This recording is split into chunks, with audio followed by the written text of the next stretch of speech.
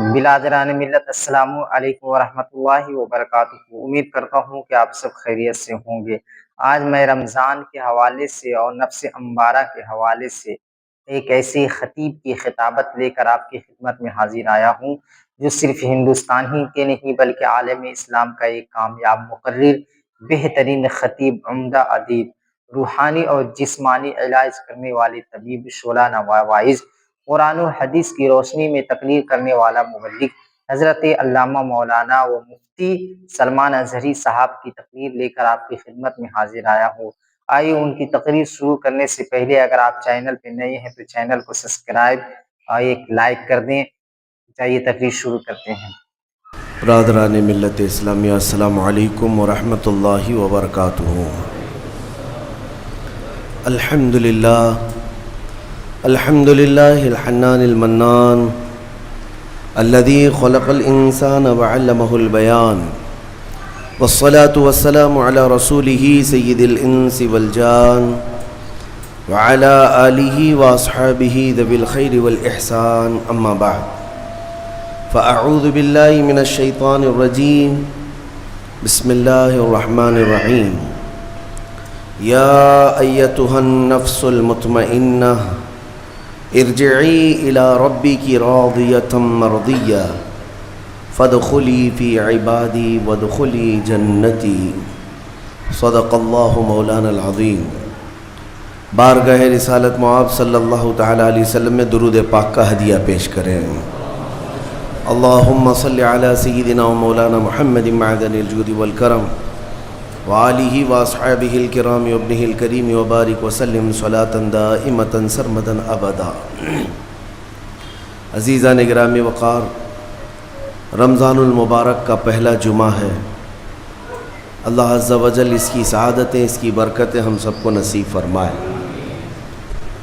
رمضان کے آتے ہی ہر مومن کا ایک ریہرسل شروع ہوتا ہے، ایک تربیت کا خاص وقت ہے رمضان، کیونکہ قرآن میں رب تعالیٰ نے فرمایا یا ایھا الذین آمنوا کتب علیکم الصیام کما کتب علی الذین من قبلکم لعلکم تتقون، اے ایمان والو تم پر روزے فرض کیے گئے جیسے کہ پہلے والوں پر بھی فرض کیے گئے تھے۔ وجہ کیا ہے؟ لعلکم تتقون، تاکہ تمہیں پرہیزگاری حاصل ہو، تاکہ تم تقوی والے ہو جاؤ۔ تقوی اور پرہیزگاری یہ اتنی ضروری ہے تمہارے لیے کہ جس کے لیے ایک مہینہ پوری تمہاری تربیت کرائی جا رہی ہے۔ یہ تقوی کیا چیز ہے؟ میں آپ سے اگر کہوں کہ یہ بنیاد ہے تمام اعمال کی، تقوی جو بھی عمل کریں آپ، تقوی جو ہے یہ بنیاد ہے۔ تقوی کا مطلب ہے اللہ کا خوف، اللہ کا خوف، یا جو بھی عمل کرتا ہو وہ صرف اللہ کے لیے کرتا ہو، یہ تقوی ہے۔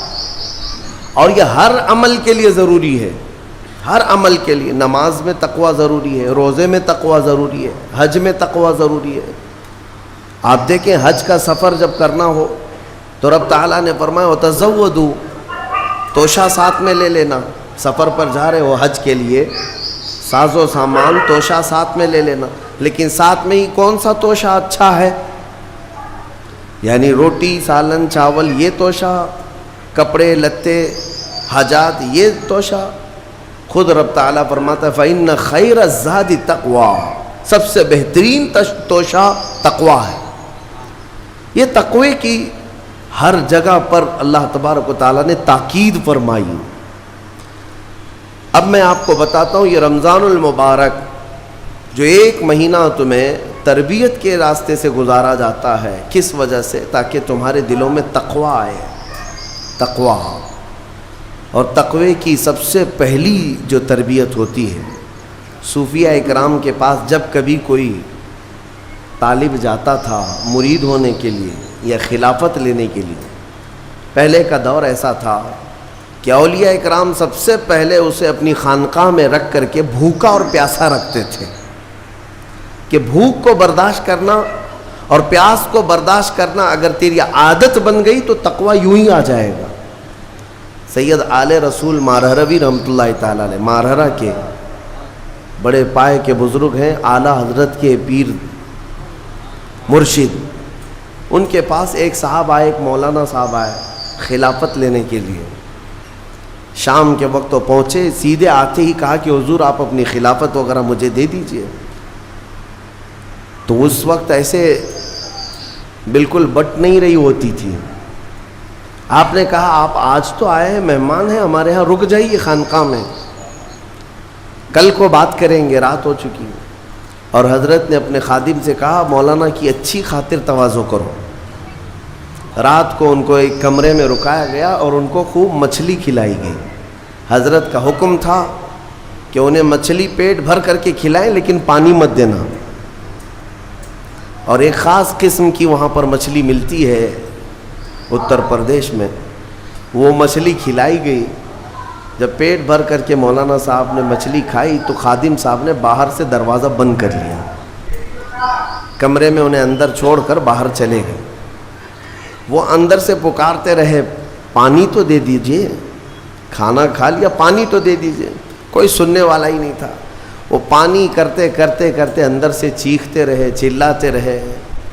اور پھر جو ہے ان کی آنکھیں بڑی ہو گئی تھیں پیاس کی شدت کی وجہ سے. ظاہر سی بات ہے مچھلی کے بعد بہت تیز پیاس لگتی ہے، کیونکہ مچھلی باہر بھی پانی میں رہتی ہے، اندر بھی اسے پانی کی ضرورت ہوتی ہے. تو وہ چیختے رہے یہاں تک کہ اب برا بھلا کہنا بھی شروع کر دیا. میں نے ان کی بڑی تعریف سنی تھی لیکن مہمانوں کے ساتھ ایسی بدتمیزی، ایسا سلوک. رات بھر وہ تڑپتے رہ گئے. صبح کو جو ہے نڈھال پڑے تھے زمین پر. فجر سے پہلے دروازہ کھولا گیا. انہوں نے آؤ دیکھا نہ تاؤ، خادم کا جبہ پکڑ کر کھینچا اور لڑنے پر آ گئے ہیں. تماچے لگائے. کہا کہ یہ کوئی شرافت ہے، یہ کوئی تہذیب ہے؟ اس طرح سے کھانا کھلا کر مہمان کو بغیر پانی کے بند کر کے چلے جاتے ہو. تو حضرت اس وقت آ گئے. حضور آل رسول رحمۃ اللہ تعالیٰ علیہ قریب آئے، پوچھا کیا بات ہے؟ کہا آپ نے ایسا ایسا ہمارے ساتھ سلوک کیا. کہا اب آپ کو پانی دے دیا جائے گا لیکن اب خلافت نہیں دی جائے گی، اس لیے کہ پانی کی پیاس برداشت نہ کر سکے اسے تقویٰ نہیں، اور تقویٰ نہیں تو خلافت کس بات کی؟ تقویٰ کئی چیزوں سے رک جانے کا نام ہے. حضرت عمر فاروق رضی اللہ تعالیٰ عنہ سے پوچھا گیا تقویٰ کیا چیز ہے؟ تو آپ فرماتے ہیں کہ یوں سمجھو کہ ایک راستہ ہے جس میں دائیں جانب بھی کانٹے ہیں، بائیں جانب بھی کانٹے ہیں، سامنے تمہاری منزل ہے. دونوں راستوں سے کانٹوں سے اپنے جسم کو بلکہ اپنے کپڑوں کو بچا کر کے نکل جانا، یہی تقویٰ ہے.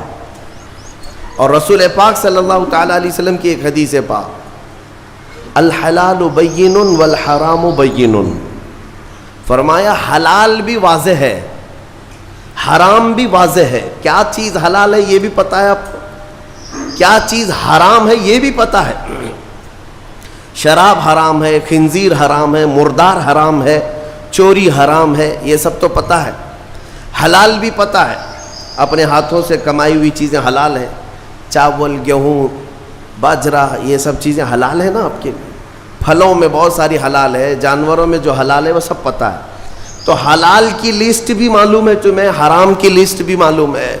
حضور پاک صلی اللہ علیہ وسلم فرماتے ہیں ان دونوں کے بیچ میں کچھ چیزیں ہیں جن کے بارے میں پتہ نہیں چلتا حلال ہے کہ حرام ہے. ان چیزوں کو چھوڑ دینے کا نام تقویٰ ہے. بعض لوگ کیا سمجھتے ہیں حرام کو چھوڑ دینا تقویٰ ہے. ارے میاں حرام کو چھوڑنا تو مسلمان کی شان ہے، ضروری ہے. تم شراب نہیں پیتے تو یہ تقویٰ نہیں ہے، یہ تو اسلام کا حکم ہے. تم جوا نہیں کھیلتے، چوری نہیں کرتے، یہ تو اسلام کا حکم ہے تمہارے اوپر. لیکن کچھ ایسے شک والی چیز سے بھی بچ جاتے ہو، اس کو کہتے ہیں تقویٰ. وہ تقویٰ ہے. تقوی کی بہت ساری مثالیں ہیں، لیکن میں آپ کے سامنے ابھی رمضان کے متعلق عرض کرنے جا رہا ہوں کہ جیسے گزشتہ میں نے ایک تفسیر میں بھی عرض کیا، بعض لوگوں کو ایسا لگتا ہے کہ رمضان میں لوڈ شیڈنگ ہوتی ہوگی. کچھ خزانہ خدا میں بچت کے لیے لوگوں کو بھوکا اور پیاسا رکھا جاتا ہے, کچھ رزق بچا لیا جائے.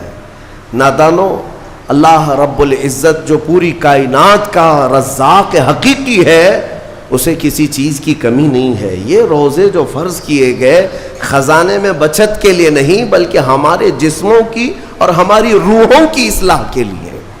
ہماری روحوں کی اصلاح اور جسموں کی اصلاح کے لیے ہمیں تقویٰ ملے. میں آپ کو بتاتا ہوں, ایک سوال میں آپ سے پوچھتا ہوں. آج رمضان میں یہ بہت ضروری ہے, کیونکہ رمضان ہونے کے بعد بھی سب کو پتا ہے کہ چاند دکھتے ہی اللہ شیطانوں کو قید کر لیتا ہے. یہ سب کو پتا ہے. حدیث پاک میں بھی سرکش جنات اور شیطان دونوں قید ہو جاتے ہیں. ان کو قید کر دیا جاتا ہے, جب تک چاند نہیں دکھے گا یہ نہیں آئیں گے. لیکن جو 11 مہینے ہم بلیم ڈالتے تھے شیطان پر کہ ہم سے برائیاں ہو گئی, گناہ ہو گئی, کیوں؟ ارے شیطان ایسا کرا دیا, شیطان ویسا کرا دیا. اب رمضان میں کون کرا رہا ہے؟ شیطان تو ہے نہیں. پھر فجر میں سوتا کیوں ہے؟ بغیر نماز پڑھے ٹانگ پھیلائے ویسی نماز قضا کر رہے. کون سا شیطان تمہیں سلایا؟ ابھی تو شیطان ہے نہیں. ابھی بھی بہت سارے لوگ چوری کا کھانا نہیں چھوڑتے, بہت سارے لوگ جھوٹ, دغا, غیبت یہ رمضان میں بھی نہیں چھوڑتے ہیں. تو یہ ان کو کون سا شیطان کروا رہا ہے؟ کون سا شیطان یہ برائیاں کرواتا ہے؟ اس کے جواب کے لیے ایک چیز سمجھنا ضروری ہے. یہ بات تو مشہور ہے کہ ساری برائیاں شیطان کرواتا ہے, ابلیس کرواتا ہے نا.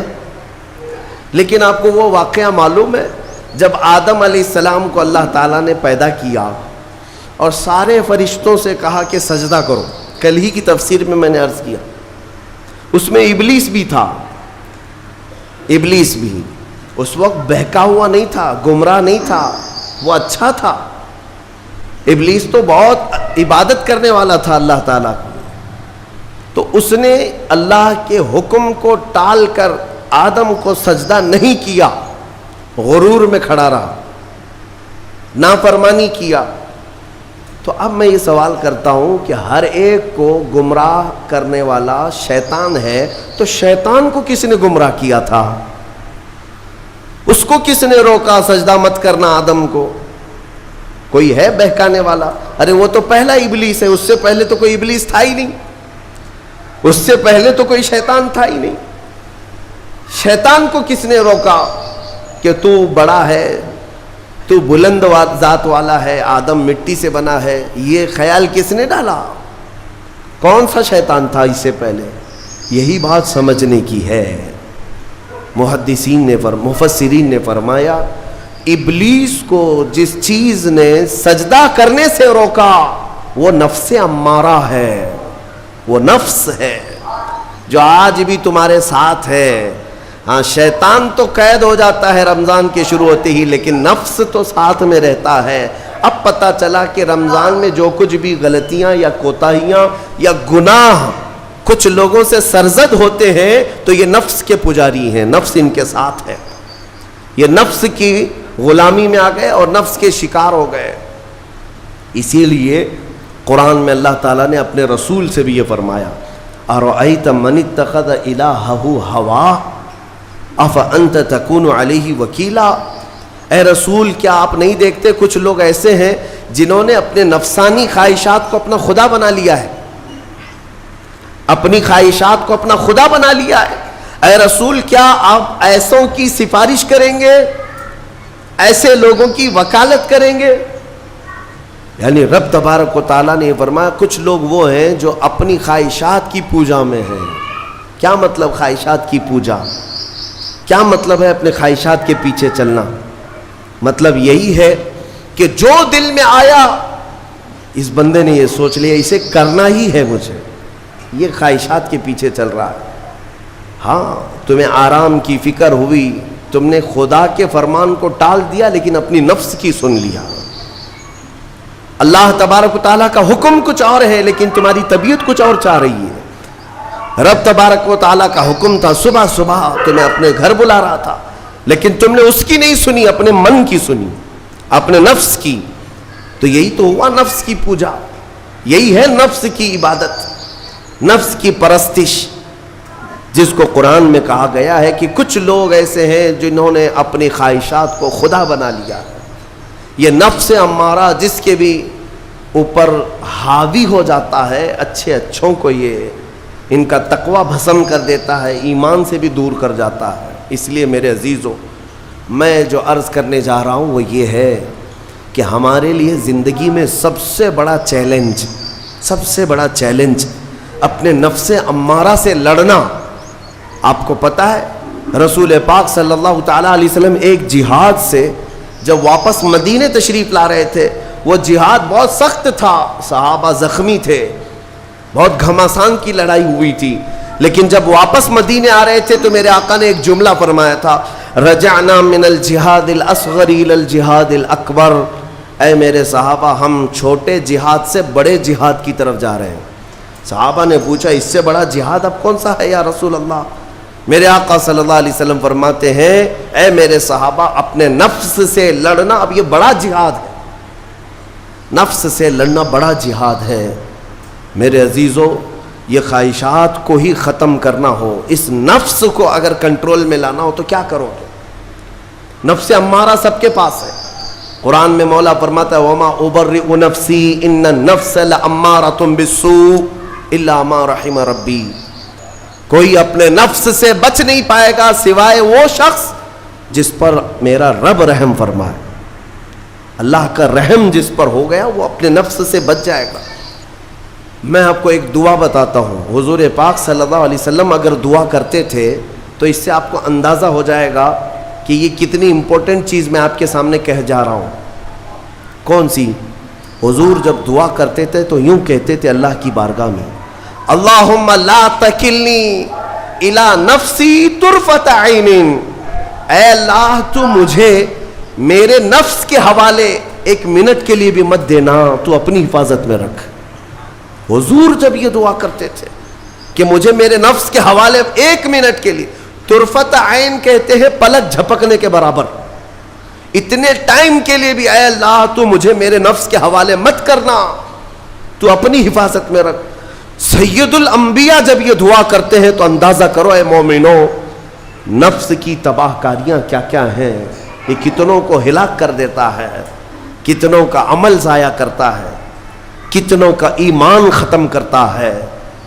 اب میں جو بات کہہ رہا ہوں وہ یہ توجہ سے سنو، یہ نفس امارہ جس نے شیطان کو بھی گمراہ کیا، شیطان کو بھی بہکا دیا، یہ نفس آدم کو سجدہ نہ کرنے کا جو غرور پیدا کیا، یہی نفس امارہ تھا۔ اس نفس امارہ کو اگر کوئی کنٹرول کرا سکتا ہے تو وہ ماہ رمضان المبارک، بس یہی ہے رمضان کی فضیلت۔ رمضان المبارک اس لیے تمہیں دیا گیا کہ بڑی بڑی طاقتیں تمہارے نفس کو قابو میں نہیں کر پائیں گی، لیکن رمضان کے روزے تمہیں کنٹرول میں لے آئیں گے، کنٹرول میں لائیں گے۔ اب سمجھ میں آیا کہ روزے کیوں رکھائے جا رہے ہیں؟ ارے گرمیوں کی شدت ہے، ادھر حلق سوکھا جا رہا ہے، پیٹ پیٹ سے لگ جاتا ہے۔ ان لوگوں کو پوچھو روزہ کیسا ہوتا ہے جو مزدوری کرتے ہیں، ان لوگوں سے پوچھو جو دن بھر کام کاج کرتے ہیں۔ میرے عزیزو، روزے رکھنے کے بعد کیا رب تبارک و تعالیٰ کسی کو اس کی طاقت سے زیادہ تکلیف دینا چاہتا ہے؟ نہیں میرے عزیزو، وہ رحمان ہے۔ اس نے جب تمہیں ماں کے پیٹ میں 9 مہینے رزق دیا تو کیا کائنات میں نہیں دے گا؟ تمہیں ماں کے پیٹ میں بھی رزق دیتا رہا۔ تم جب دنیا میں آئے، تمہارے ماں کے سینے میں خون سے دودھ کس نے بنایا؟ تمہارے رزق کا انتظام کرنے والا وہ خدا اگر تمہیں حکم دیتا ہے کہ صبح سے لے کر شام تک بھوکے رہو تو یہ اس کا ظلم نہیں بلکہ یہ عین کرم ہے، اللہ تبارک و تعالیٰ کا رحم ہے تم پر کہ وہ مولا ہماری اصلاح چاہتا ہے کہ ہمارے اندر تقوی آ جائے، جسم میں بھی اور روح میں بھی۔ اب ایک اور بات میں آپ کو بتا دوں، میں نے ایک بات پڑھی تھی نفس کے متعلق، یہ نفس امارہ، اسی لیے امام غزالی رحمۃ اللہ تعالیٰ علیہ نے فرمایا اللہ کی جو مخلوق ہے وہ 3 طرح کی ہے، ایک فرشتے، دوسرے انسان، تیسرے جانور۔ یہ 3 الگ الگ قسم کی مخلوق ہیں، کیونکہ اللہ تعالیٰ نے تینوں کو جو چیزیں دی ہیں ان میں فرق ہے. فرشتوں کو اللہ نے عقل دیا ہے، نفس نہیں ہے. نفس، شہوت، برائی کرنے کی خواہش فرشتوں کے اندر ہے ہی نہیں، وہ سوچ بھی نہیں سکتے برائی کرنے کا. فرشتوں کو اللہ نے عقل دیا ہے، اور عقل عزت والی چیز ہے. اور جانوروں کو اللہ نے نفس دیا ہے، عقل نہیں. عقل والے نہیں ہیں جانور، عقل والے نہیں، لیکن نفس ہے، شہوت ہے. شہوت بھی ہے، نفس بھی. لیکن انسان ایک ایسی مخلوق ہے جسے اللہ نے عقل بھی دیا ہے، نفس بھی دیا ہے. مطلب یہ ہے کہ تمہیں اللہ نے ایک چیز فرشتوں والی دی ہے، ایک چیز جانوروں والی بھی دی ہے. دونوں تمہارے اندر ہے، عقل بھی ہے، نفس بھی ہے. لیکن امام غزالی فرماتے ہیں توجہ، جو بندہ نفس ہونے کے باوجود گناہوں سے اپنے آپ کو بچا لیا، وہ بندہ فرشتوں سے بھی افضل ہے. کیوں؟ فرشتے اس لیے بچے ہوئے ہیں کہ ان کے پاس نفس ہے ہی نہیں، اور تم بچ رہے ہو تو کمال کی بات ہے. نفس ہوتے ہوئے بھی گناہ سے بچ گیا تو اس انسان کا مقام فرشتوں سے بھی اعلیٰ ہے. لیکن ساتھ ہی امام غزالی یہ بھی فرماتے ہیں عقل ہونے کے باوجود اگر گناہوں سے نہیں بچتا تو پھر وہ جانوروں سے زیادہ ذلیل ہے، کتے اور خنزیر سے بھی گیا گزرا ہے. کیونکہ جانور تو بیچارہ معذور ہے، اسے عقل نہیں ہے، نفس ہے. تمہارے پاس عقل ہے، اس کے باوجود حرام کاریاں کر رہے ہو تو جانوروں سے زیادہ گر گئے. فیصلہ تمہارے ہاتھ میں ہے کہ تم کون سی زندگی گزارنا چاہتے ہو. کون سی؟ کہ تم نفس کے پجاری بن جاؤ یا عقل کا صحیح استعمال کر کے فرشتوں والی صفات پر عمل کرو. عزیزان گرامی وقار، نفس اور عقل یہ جو دو چیزیں ہیں ان کو میں آپ کے سامنے تھوڑا سا کھول کر کے عرض کرتا ہوں. عقل جو ہے عزت والی چیز ہے، جسے بھی دی گئی ہے وہ عزت والا ہے. کیوں عزت والی ہے یہ عقل؟ پوری دنیا میں عقل کا ہی تو کمال ہے. جس کے پاس عقل ہے وہ بادشاہ ہے، جس کے پاس عقل ہے وہ لوگوں کو ہانکتا ہے، پوری دنیا کو ادھر سے ادھر کر سکتا ہے. عقل. اور نفس جو ہے، نفس برائیوں کی طرف بلانے والا، عیاشی کی دعوت دینے والا، موج مستی کرانے والا اور اپنے آپ کو تباہ کروانے والا. اچھے بھلے نوجوان 25 سال کی کڑیل جوانی ہے، کون ہے جو انہیں نشے کے اڈے پر لے جاتا ہے؟ کون ہے جو ان کو تباہ و برباد کرتا ہے؟ نوجوان کو اچھی طرح سے معلوم ہے کہ میں کوکین، افیون، ہیروئن لوں گا تو میرے جسم کے ساتھ کیا ہوگا، اسے معلوم ہے. لیکن اس کے باوجود عیاشی کروانا یہ نفس کی عادت ہے. کسی کے اوپر نفس غالب آتا ہے، کسی کے اوپر عقل غالب آتی ہے. عقل جس کے اوپر غالب آ گئی وہ اچھا آدمی ہے، نفس جس کے اوپر غالب آ گیا وہ شیطان کا پجاری ہو گیا، نفس کی سننے والا. اب یہ دونوں جو چیزیں ہیں میں بتاتا ہوں آپ کو. روایت میں ملتا ہے کہ جب اللہ نے عقل کو بھی پیدا کیا اور نفس کو بھی پیدا کیا تو اپنے سامنے حاضر کیا. عقل سے پوچھا کہ اے عقل بتا میں کون ہوں اور تو کون ہے؟ عقل نے کہا یا ربی انا عبدک وانت ربی، اے اللہ میں تیرا بندہ ہوں اور تو میرا رب ہے. عقل نے کیا کہا؟ میں تیرا بندہ ہوں اور تو میرا رب ہے. اللہ نے عزت سے نوازا، اقرار کیا نا بندہ ہونے کا. عقل نے اقرار کیا. پھر نفس کو بلایا، نفس سے پوچھا بتا میں کون ہوں اور تو کون ہے؟ نفس نے کہا انت انت انا انا، تو ہے میں ہوں. یہ غرور تھا نفس کے اندر، یہ گھمنڈ تھا نفس کے اندر کہ میں ہوں. نفس جس کے اندر غالب آتا ہے وہ آج بھی یہی کرتا ہے، میں ہوں. کسی کے سامنے کیا جھکنا ہے؟ تو حکم ہوا کہ اس نفس کو 100 سال جلایا جائے. 100 سال جلایا گیا، اس کو عذاب دیا گیا نفس کو. 100 سال بھگتنے کے بعد، آگ کی تپش بھگتنے کے بعد اسے پھر لایا گیا نفس کو. اللہ تعالیٰ نے پوچھا اے نفس بتا میں کون ہوں اور تو کون ہے؟ نفس نے کہا انت انت انا انا، تو ہے میں ہوں. غرور نہیں ٹوٹا، گھمنڈ نہیں ٹوٹا، हुक्म हुआ अल्लाह की तरफ से फरिश्तों को, इस नफ्स को अब 100 साल तक भूखा और प्यासा रखा जाए, कोई चीज न दी जाए। उसे सख्त सजा दी गई, भूख और प्यास की नफ्स को कोई चीज नहीं दी गई। 100 साल के बाद फिर उसको हाजिर किया गया, पूछा गया बता कौन हूं मैं। नफ्स ने कहा ऐ अल्लाह तू मेरा खुदा है, मैं तेरा बंदा हूं। फरमाया बुजुर्गों ने कि नफ्स को अगर कोई झुका सकता है तो वो भूख है, इसीलिए मौला ने रमजान के रोजे तुम पर फर्ज फरमाया। नफ्स को झुका सकते हो, नफ्स को कंट्रोल में ला सकते हो तो भूख के जरिए से। हाँ, ये भूख और प्यास यूं ही नहीं दी गई है। दुनिया अगर समझती हो कि मुसलमानों को ये भूखा और प्यासा रखवाया जा रहा है तो उन्हें क्या खबर है कि रूह किसे कहते हैं, नफ्स किसे कहते हैं। जो ऑलरेडी गलाजत में पड़े हुए उन्हें क्या समझ है। लेकिन अल्हम्दुलिल्लाह हमारा तसव्वुर है आखिरत का, हमारे यहाँ तसव्वुर है जन्नत का, हमारे यहाँ तसव्वुर है जहन्नम का, अल्लाह की बारगाह में हिसाब का।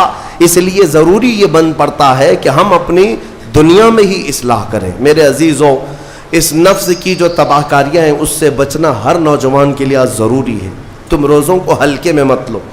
इससे पहले भी मैं कहा करता था, आज फिर से मैं रिपीट आपके सामने कहता हूँ, मुसलमान के लिए रोज़े जो फ़र्ज़ किए गए ऑप्शनली नहीं है मेरे अजीज़, या ऑप्शनली नहीं है, इख्तियारी नहीं है। जिसे चाहे वो रखे, जिसे चाहे वो छोड़े। हाँ, हमारे यहाँ मुआशरा ऐसे ही है ना। हाँ, सुबह उठ कर के लोग पूछते रहते हैं रोज़ा है, रोज़ा है। क्यों पूछ रहे हो रोज़ा है? मुसलमान है तो रोज़ा फ़र्ज है, रोज़ा फ़र्ज है। अगर मैं आपको पूछूं अच्छा लगेगा? इंसान हो अच्छा लगेगा, सामने दिख तो रहा है इंसान है, फिर क्या पूछना है। मुसलमान के लिए रोज़ा ऐसा ज़रूरी है जैसे उसके लिए इंसान होना ज़रूरी है। वो रोज़े छोड़ता क्यों? हाँ, चंद ही चीज़ें हैं जहां तखफीफ दी गई है शरीयत में। वो सफ़र है या मर्ज है, ऐसा मर्ज कि जिससे वो नहीं बर्दाश्त कर पाता, उसमें अल्लाह ताला ने उसे छूट दी है, रुख्सत दी है। या हामिला औरत है, या दूध पिलाने वाली औरत है, या फिर अब बहुत सारे लोग ऐसे हैं जो हट्टे कट्टे हैं, तंदुरुस्त हैं, तवाना हैं, रोज़े छोड़े हुए हैं। मेरे अजीज़, सब होने के बाद अगर रोज़ा छोड़ने की किसी को रुख्सत है ना, तो वो सिर्फ उन औरतों को जिनकी माहवारी आती है महीने में या बच्चे के बाद, हैज़ और निफास वाली औरतों के लिए रोज़ा नहीं है। तो मैं उन लोगों से पूछता हूं, क्या तुम्हारी भी ऐसी कैफियत है जो तुम रोज़ा छोड़े घूम रहे हो? नापाक हो, नापाकी आई है? नहीं है तो फिर क्यों रोज़ा छोड़ते हो? एक रोज़े को छोड़ने की सज़ा हदीस में बताई गई, 900 साल दोज़ख में रखा जाएगा। 900 साल। अब कैलकुलेट करो, अगर तुम्हारी ज़िंदगी के रोज़े क़ज़ा हैं तो कितने 100 साल जाएंगे। इसीलिए मेरे अजीज़ों, जब तक ताकत है रोज़े फ़िलहाल के रखो ही रखो। अगर पीछे के छूटे हैं तो उसे भी पहले कंप्लीट कर लो, वरना क़यामत के दिन की सज़ाएं नहीं बर्दाश्त कर पाओगे, भुगत नहीं पाओगे। ये हम जो बार बार कहते हैं आपके रोज़ा रखने से मेरा क्या है, हम तंबीह सिर्फ इसलिए करते हैं कि क़यामत के दिन अल्लाह ताला के अज़ाब में गिरफ़्तार ना हो जाओ, अज़ाब में गिरफ़्तार ना हो जाओ। और हमारे बुज़ुर्गों ने हमें तालीम दी है कि अल्लाह ताला जब 11 महीने खिलाता पिलाता है और वही मौला 1 महीना अगर हुक्म दे तो ये किस कदर बंदे की नाइंसाफ़ी है कि अपने मौला के हुक्म को पीठ पीछे डालता है और फिर खाता पीता रहता है। क्या उसे अपने रहमान की रज़ा की इतनी भी फिक्र नहीं है कि ये मेरे मौला की रज़ा है रोज़ा? इसीलिए तो उस मौला ने फरमाया, रोज़ा मेरे लिए है और उसकी जज़ा कुछ नहीं, मैं खुद बंदे का हो जाऊंगा। अस्सौमु ली व अना उज्ज़ा बिही। और एक हदीस में अजज़ी भी पढ़ा गया, यानी रोज़ा मेरे लिए है और मैं ही उसकी जज़ा हूं, मैं ही उसकी जज़ा हूं। मतलब यह है कि दूसरे आमाल की जज़ा में जन्नत है, महल्लात है, अलग अलग सवाब है, लेकिन रोज़े के मुतालिक मौला ने फरमाया मैं खुद ही उसकी जज़ा हूं। तुझसे तुझी को मांग कर मांग ली सारी कायनात, جس کا خدا ہو گیا اس کی ساری کائنات. میرے عزیزوں، اللہ تبارک و تعالیٰ اگر کسی بندے کا ہے تو پھر اس کے کیا کہنے. اچھا، ایک اور اس میں حکمت یہ ہے، روزہ جو رکھا جاتا ہے یہ بندے اور اللہ کے بیچ کا راز ہے، دوسرے کسی کو پتہ نہیں. میرا روزہ آپ کو نہیں معلوم، آپ کا روزہ مجھے نہیں معلوم. چہرہ دیکھ کر کے کچھ بھی کہا جا سکتا ہے. ہاں، چہرہ دیکھ کر کسی کا روزہ پتہ چلے گا. آپ کل سحری کر کے نیت کر کے روزے سے آئے ہیں، کسی کی پیشانی پہ تو لکھا نہیں ہے کہ یہ روزے دار ہے. آپ نے کہا آپ نے مان لیا، لیکن حقیقت کیا ہے یہ تم جانو گے، اللہ ہی جانے. بہت سارے تمہارے پاس موقع ایسے آتے ہیں جب ایک ایک گھونٹ نگل سکتے ہو، وضو کے بیچ میں، غسل کے بیچ